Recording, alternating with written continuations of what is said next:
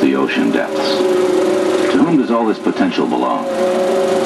Has the seabed now become a jungle, where might is right? Such questions are raised in the United Nations, and they're not always answered. But the governments have now gone beyond the stage of philosophic inquiry. They're trying to make sure that man's use of the ocean bed will be protected by the rule of law.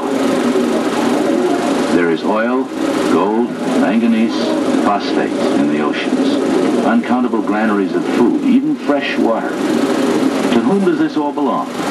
Who owns, who should own, the world's last great untouched resource?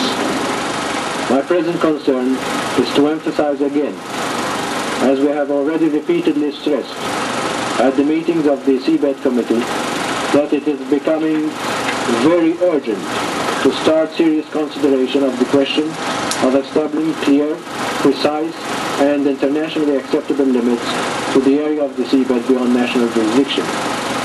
Nations argue about how far their territorial limits reach. Some say 3 miles, some say 12, some say 200.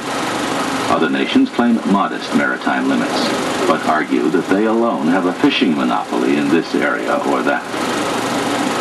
And what about landlocked countries like Switzerland, Bolivia, or the Central African Republic?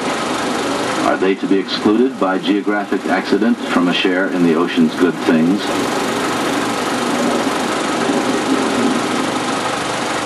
Each continent has its frame, a so-called continental shelf, where the land slips down under the water to a depth of about 600 feet. Much of this shelf is rich in minerals, oil for example, and nations already have begun to exploit it. The Geneva Convention of 1958 stated that the continental shelf belongs to that part of the continent adjacent to it.